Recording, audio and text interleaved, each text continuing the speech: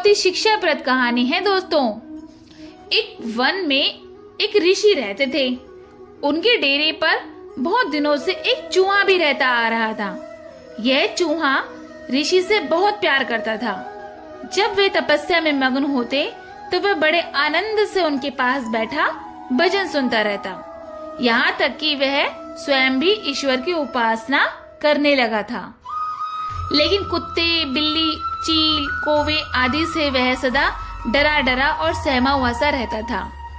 एक बार ऋषि के मन में उस चूहे के प्रति बहुत दया आ गई। वे सोचने लगे, ये बेचारा चूहा हर समय डरा सा रहता है, क्यों ना इसे शेर बना दिया जाए, ताकि इस बेचारे का डर समाप्त हो जाए और यह बेधड़क होकर हर स्थान पर घूम सके। ऋषि बहुत ही बड़ी दैवीय शक्ति के स्वामी थे। उन्होंने अपनी शक्ति के बल पर उस चूहे को शेर बना दिया और सोचने लगे कि अब यह चूहा किसी भी जानवर से नहीं डरेगा और निर्भय होकर पूरे जंगल में घूम सकेगा। लेकिन यह क्या, चूहे से शेर बनते ही चूहे की सारी सोच ही बदल गई। वह सारे वन में बेधड़क घूमता। उससे सारे जानवर डरने लगे और प्रणाम करने लगे। उसकी जय जयकार होने लगी। किंतु ऋषि तो यह बात जानते थे कि यह मात्र एक चूहा है, वास्तव में शेर नहीं है। अतः ऋषि उसे चूहा समझकर ही व्यवहार करते। यह बात चूहे को पसंद नहीं आई कि कोई भी उसे चूहा समझकर ही व्यवहार करे। वह सोचने लगा कि ऐसे में दूसरे जानवरों पर भी इसका बुरा असर पड़ेगा। लोग उसका जितना मान करते हैं उससे अधिक घृणा और अनादर आरंभ कर देंगे करना। अतः चूहे ने सोचा, क्यों ना मैं इस ऋषि को ही मार डालूं, फिर ना रहेगा बांस और ना बजेगी बांसुरी। यह सोचकर वह ऋषि को मारने के लिए चल पड़ा।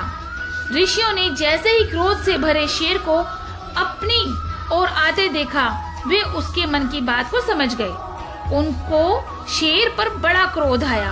अतः उसका घमंड तोड़ने के लिए ऋषि ने अपनी दैवीय शक्ति से उसे एक बार फिर से चूहा बना दिया और वह वापस से चूहा बनकर जीने लगा।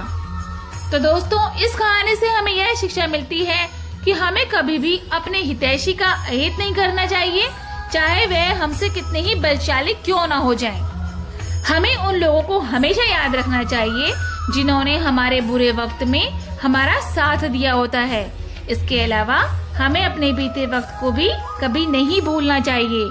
चूहा यदि अपनी असलियत याद रखता तो फिर उसे फिर से वही नहीं बनना पड़ता। बीता हुआ समय हमें हर घमंड से बाहर निकालता है। तो सदैव प्रसन्न रहिए, जो प्राप्त है वही पर्याप्त है। जय जय श्री राधे।